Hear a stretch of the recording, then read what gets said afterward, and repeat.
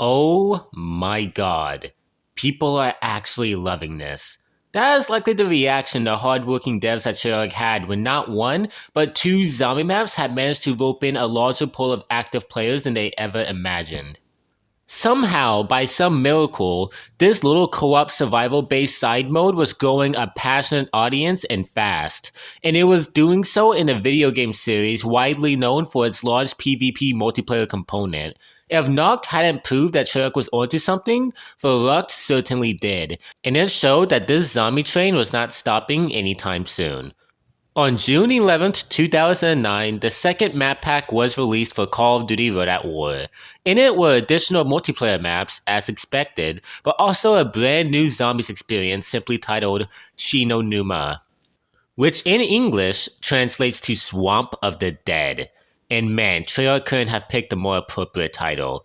I've had a very weird on and off relationship with Numa, often writing it off as that one swamp map sandwiched in between more crazier experiences like Verlucht and Devis. However, upon revisiting this map, I've realized something. Something I didn't think I would. I honest to god think Numa, if looked at through the correct lens, is a masterpiece. Those lenses in question aren't from the perspective of a zombies fan from 2022, 2017, hell, even 2013.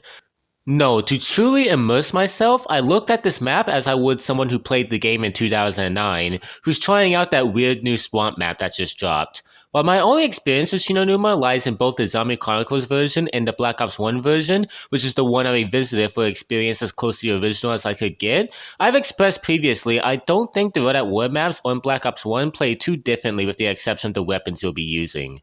Also, you're seeing Zombie Chronicles footage because I can't record my 360 gameplay. With introductions out of the way, the main question you probably have is, what do I see in Numa? Well, let me answer. The first thing we have to talk about is the visuals, which is probably one of, if not my favorite aspect of this map. I'm going to go out and say it, I think Numa has the best atmosphere out of all four World at War maps. While I think all four excel at their intended tone and fear factor, there's just something about Numa's that gets me. Instead of being confined in a tight building of some sort, you will instead find yourself outdoors for the most part. This map is set in a Japanese swamp that is designed incredibly well. Every part of it is dripping with uneasy atmosphere, whether it be the mossy, dead-looking trees, the murky gray water, the rusty wooden abandoned buildings. This place does a great job of making you feel uncomfortable to be within its proximity at all times, without throwing it in your face like Verlucht.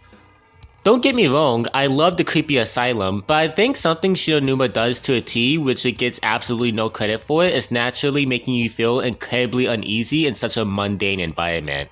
Well, as mundane as zombies tends to get. Not to mention that you're constantly surrounded by a thick fog, which adds even more dread since there's only so much of the area you can see at once.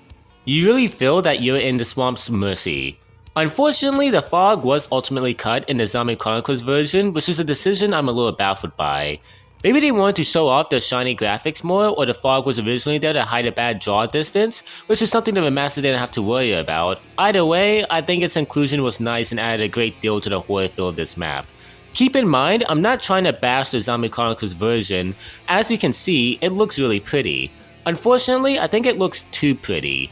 So much so, it sacrifices a lot of the creep factor the original visuals brought to the table.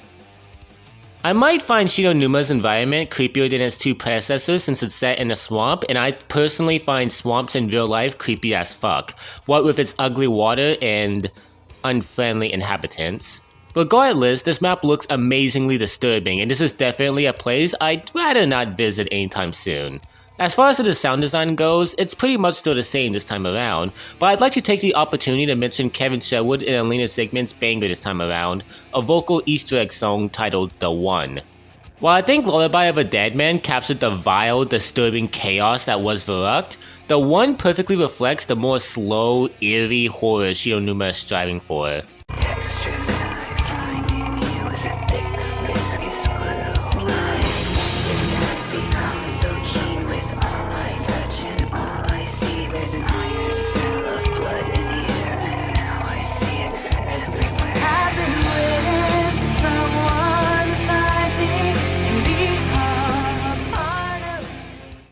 Yeah, that's some creepy stuff. So yeah, purely on a presentation level, this map excels more than any other map in the game, and that is something worth commending it for. Now that we've gotten that out of the way, how is Numa in terms of layout? A absolute far cry from the last two zombie experiences. You see, the map almost does somewhat of a fake out by spawning you in a cramped wooden building, but once you go out and explore further, you'll be treated to a nice surprise. Not only can you go to an outside area, but these areas are incredibly open, unlike the cramped corridors and rooms zombie players were used to up to this point. Because of this, Numa really feels good to maneuver and there is much more room for movability. However, just because the area is more open doesn't make managing zombies any easier. In fact, if anything, this means they can both spawn and or emerge from all around you, and with the thick fog I mentioned earlier, this can genuinely be horrifying. Because of this, Numa plays at a much more different pace than the last two experiences, and it's what makes its general gameplay loop stand out to me. Continuing with the layout, the map is split into 4 separate areas, with the building you start out being basically the central hub, where each of these 4 areas intersect.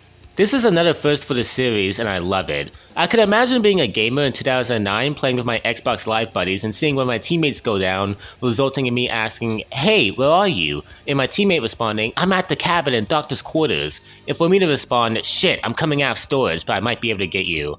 Having those labeled areas helps make the map much more engaging to play, especially with friends. Unfortunately, these areas aren't too big themselves and they are a bit formulaic, since they all provide a walkway that leads to a small building where a perk is. Still, this is a massive leap from the compact and tight environments the last two maps offered. If you somehow couldn't tell from everything I've said to this point, I'm a massive fan. And also, I'd like to mention that the swamp water does slow you down considerably, so you have to actually be smart about how you move and decide whether it's worth it to try cutting through the deep water. Also, since I just mentioned perks, let's go over them, shall we? In this map, perks are randomized each game when it comes to their location and when they spawn. I hear a lot of people say they don't like this system since this could lead to them not knowing when in the setup process they'll be able to consume their desired perk. However, I personally don't mind this system. Getting a random sequence of perks in each match, while minor, definitely adds a layer of flavor when it comes to replayability. And it's easier to forgive considering this was the age in gaming when RNG was really being utilized to great effect by many talented developers who made incredible titles such as Left 4 Dead and Borderlands. Also, RNG is kind of a staple to classic zombies, so I just roll with it. Also, I realize now that when I talked about Verrucht, I neglected to mention what these different perk abilities actually did. Oops. So yeah, I'm gonna do that now in this review. I mean, hey, better late than never, right? First is Quick Revive, the perk most solo players are sure to purchase first. See, in co-op, the perk is incredibly useful since it allows you to effectively revive your teammates much faster, which can come in handy in incredibly tense and chaotic situations. But how is that useful in a solo game? Well, instead, the perk acts more as a continue system, where upon purchasing it, you essentially have an extra life. When you go down, you are instantly revived. However, this isn't overpowered due to the perk machine leaving after you've used it 3 times. Next is Juggernog, the biggest MVP of the entire series. Funnily enough, all it does is allow you to take 3 extra hits, meaning 5 total hits will down you instead of 2. While it may not seem like much, it is incredible how much this really helps out. It is very easy to get 2 swiped by a single zombie and die.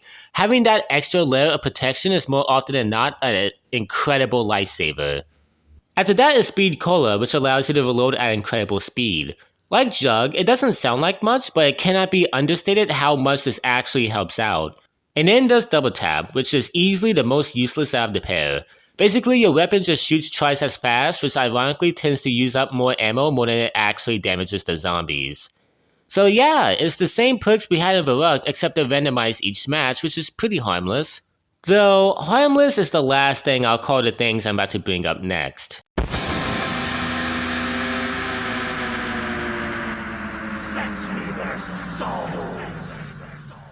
And like that, every 2009 gamer collectively shit their pants. You see, this map introduces Hellhounds. Hellish mutts who will chase after you with the speed you'd likely expect from such a creature. Luckily, their speed is balanced by their health, which, while not completely minuscule, is lower than that of an average zombie. These Hellhounds are genuinely terrifying, and the way the map dims with the music cue and the iconic demonic quote to go along with it makes their introduction one of the most legendary in gaming. And these rounds do more than enough to spice up the gameplay and offer the player a new challenge to face, and you're also awarded a max ammo at the end of it, making the challenge worth it. So, is that it for innovations? Hell no. Don't you dare think for a second I forgot about the Wolf Dg2. The ray gun has done a great job awarding high-risk gamblers of a token for their troubles if the RNG is ever in their favor, but someone at Treyarch must have wondered why they stopped there. So then they introduced a new wonder weapon which gives the ray gun more serious competition. This weapon will fire an insta-kill ball of electricity at a zombie that will also chain with any zombies around it, basically turning what was an intimidating horde of flesh-eating corpses into fried barbecue. Seriously, I love this fucking weapon. It's fun to use and is memorable in terms of both functionality and design. So yeah, that basically wraps up my thoughts on Shi no Numa. At least that's what I would say if it wasn't for one major thing I was leaving out. Something big that Shi no Numa introduces which has the largest ripple effect on the entire series. The story. Yep, while Varrock introduced giving our playable characters dialogue, Shi no Numa takes the next leap forward and not only gives us a set of distinct and interesting characters, but also gives us hints of the larger narrative to come. The first I'll go over in this new playable crew of ours is Tank Dempsey. Arguably the most relatable since he's the least batshit insane out of the other guys, and his nationality is that of American, which is something those of us playing in America can relate to. Don't get me wrong, this guy is still pretty freaking crazy. You see, Tank is the living embodiment of the typical badass American stereotype, and he loves violence, is prone to aggressive outbursts, and is extremely temperamental. Next is Nikolai Belinsky, a Soviet soldier whose main personality consists of 2 words, vodka and woman. Technically that's 3 words, but shut up, you're not allowed to point these things out. Nikolai is drunk as hell 25/8, making his speech really sluggish and spouting nonsense that tends to make absolutely no sense. Although that does make him technically the comedic relief of the group, despite the other characters being pretty damn funny as well. Then there's Takio Masaki, an Imperial soldier who may seem level-headed at first, until you realize he has an undying and unhealthy obsession with the Emperor of Japan. So much so, he finds a way to praise him in practically every sentence. Not only that, but he links a spiritual explanation to every single thing he witnesses, making him come off as a complete nutcase. Well, because he is. And last but certainly not least is Edward Richtofen, a mad Nazi scientist who is easily the most insane out of everyone. Seriously, I have no way of articulating it, he's just a madman with obvious maniacal intentions. This crew of characters is one of my favorites in gaming for a reason. Sure, it's clear none of them are good people, but that's what I love about them. They're all so clearly insane and mentally unwell, and their distinct types of insanity leads to some pretty funny and downright bizarre banter between them. This team does not function well as a team, and it's such an interesting dynamic. And the fact they're all of different nationalities and belong to different armies increases the hostility between them. Also, can I just commend Treyarch for having the balls to have one of the characters be a literal Nazi? It's so fucking bizarre in that usual COD zombie's charm, and the fact he belongs to the worst real-world faction we've ever seen which took place in the deadliest human conflict of all time, makes this guy come off as even more despicable, which is what I absolutely love about him. There's no hidden layers, no depth, no he's just an evil shithead. I love that. And for all of you premise lovers who are about to roast me in the comments section, chill out, we are nowhere near there yet. So yeah, this is a solid crew, and they got some pretty talented people to voice these characters, with the names that pop out being Steve Bloom, who voices Dempsey, and Nolan North, who voices Richtofen. Tom Kane voices Takio, and Fred Tatasciore voices Nikolai. Each of these guys do an absolutely fantastic job at portraying these wacky characters. As for the other story content, well, we don't get much, but what we do get is important. Firstly, we find out someone named Peter McCain, who's the man hanging in the starting room area, was apparently there during the Varrock incident, which is referred to in a hidden radio as a failed containment. We also hear names such as Richtofen's and an unrecognizable one, which is Dr. Max's. We also hear that this Peter McCain guy was supposed to report to a location named DeReese. Aside from all of that, we then hear a number be brought up time and time again throughout the map, 115. What its significance is not yet explained, but it's somehow important. So yeah, that's all the story information we're presented with, and my god, is it great. While it's all incredibly vague, this story is one that wants the player asking questions, speculating, theorizing, all of that, and it absolutely achieves its goal. So when it comes to the story side of things, it's not bad at all. Not only are we introduced to some great characters, but the groundwork is laid for future revelations to come. And man, are there revelations. But for now, we'll have to put a bookmark in the story. So yeah, that's Numa. The main thing I realized about this map is why no one ever talks about it. Why it's so forgotten. Every single good thing it does is an aspect we take for granted. A open area? We're used to it. Hellhounds? We're used to it. New wonder weapon outside of the ray gun? We're used to it. Having an actual story starting to take place? Oh boy, are we used to it. However, if you truly recognize Numa for how revolutionary and different it was at the time, you'll start to see how great it truly is, especially once you forget about all of the modern day conveniences we have with newer maps and just look at Numa for what it is, and especially for what it was at the time. Going back to Numa really opened my eyes, and now I not only realize how revolutionary it was, but also how it is ultimately an overlooked beauty.